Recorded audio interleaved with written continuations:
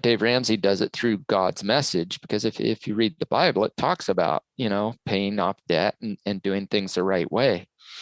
Exactly. So I started doing that research, and I was like, wow, okay. So I became a facilitator for what they called at the time core financial wellness. Oh. And Dave Ramsey does Financial Peace University, and it's mainly through churches, and he does it all over the world. But core financial wellness was the same philosophy, but for businesses.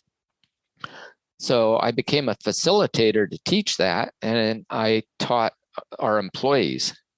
So I took 14 employees, and in 8 weeks, they had a total of $186,000 in debt, not including any home mortgages. That was just personal debt, credit cards, car loans, furniture loans, whatever. There was $186,000 worth of debt. And in 8 weeks, I had them, that debt was down to $146,000. Wow, impressive. Yeah. So I was also involved in a lot of best practice groups in the home service industries. So I'd go to conferences and I'd be telling people about what happened, and everybody was getting really interested. Before I knew it, I'm speaking at conferences and I'm on stage talking about financial literacy and working with your employees and teaching your employees that. Because nobody in the home service industry up to that point really ever talked about personal financial stuff with their employees. Like you said earlier, people would rather talk about sex than about finances. Because my mentor was so open with me, and him and I shared everything when it came to finances, I became that way with my employees. And I would sit down and I'd help any of them anytime.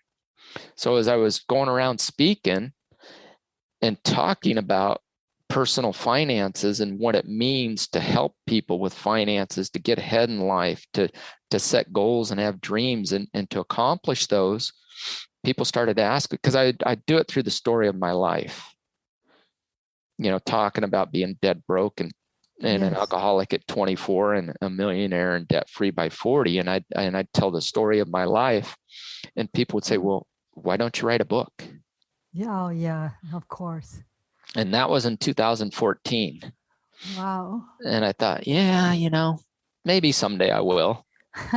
So I know. So I actually went and interviewed my mom. Oh. Because if I don't know if you read the book, but the first chapter talks about I wasn't even supposed to be born. My mom had her tubes tied. Yes, that's Yeah. That you are a miracle, Yeah. A miracle embody. You were meant to be born. You know how you said, like, I was not meant to be alive, that you had 2 accidents? Yeah. Your birth shows you that you were meant to be alive. Yep. Well, and it's like you giving back, what you do with your spiritual teachings and thing, and you're giving back. I mean, you weren't supposed to be here either, but you are. Yes. And when we go through things like that and you finally have the revelations that we've had, there's a reason we're here. And the reason I'm here is to give back and to help people. So I ended up writing the book. And now I use the book to help as many people as I can. Yeah, wow. I'm super moved, and I hope people are making notes. And you've given, in this brief time, you've given us not only your life story, which is a story that it really belongs to all of us, because we all go through loss, right? Through loss. We all go through unexpected storms. We all go through the challenges in life that tell us you must be prepared, because you never know, right? The Bible speaks that the thief comes out at night, so you must be prepared, but also speaks, I'm not trying to make this just religious, but I love the Bible. But it also says, but also God comes unannounced.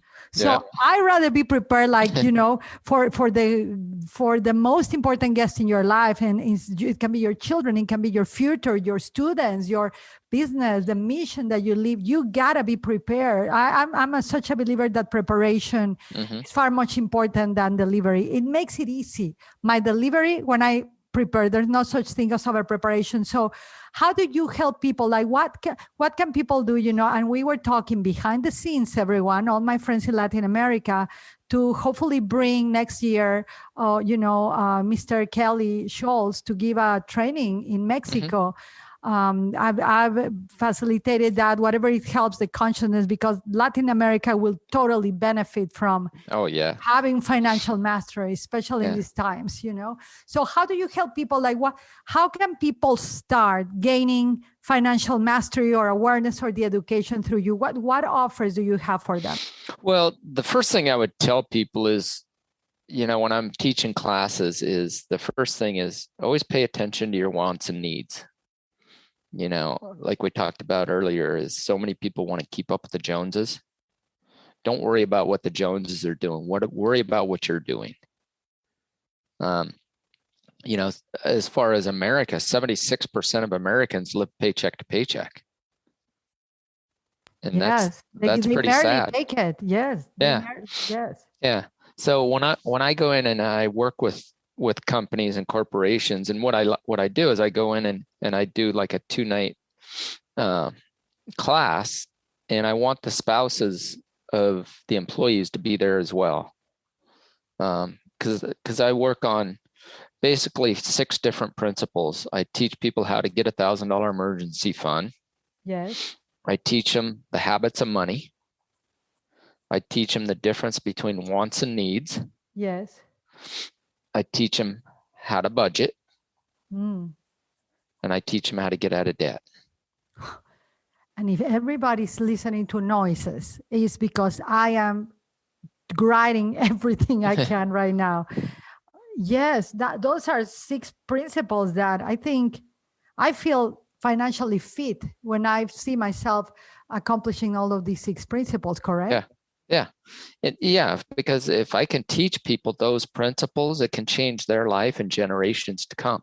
Wow. That's the future right there. Yeah. That's the future right there. And I got people I work with now. Well, I had a friend of mine that I worked with, and she got divorced. I think it was about 3 years ago.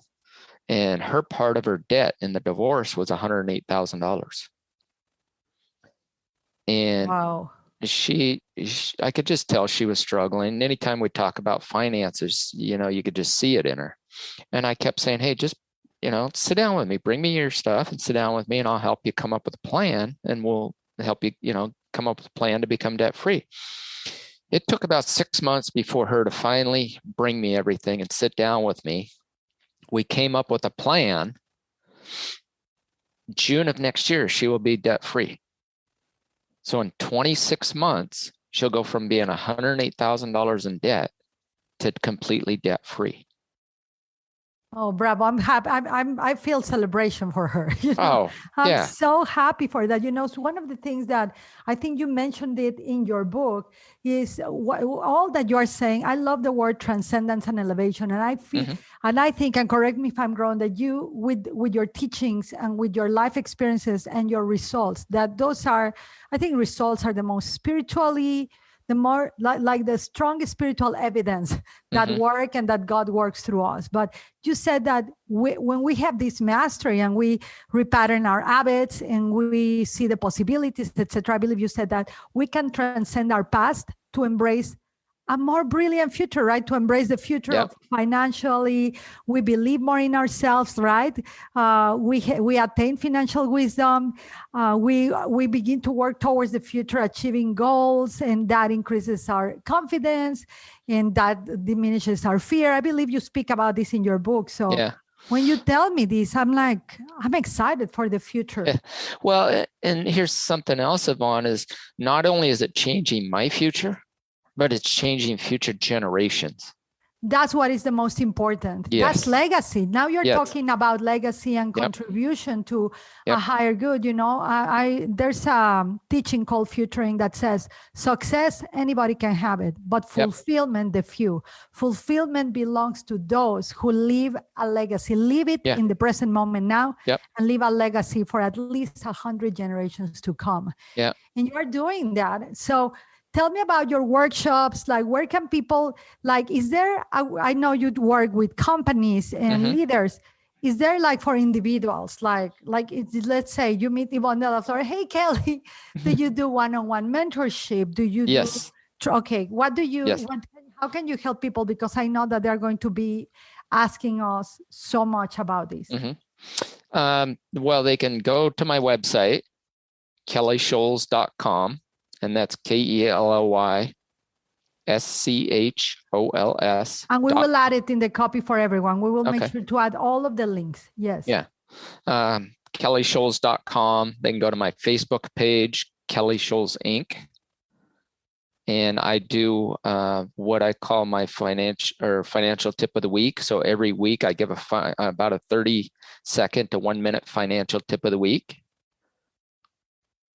And it's everything from just, balancing your checkbook to, the difference between what you need and what you want.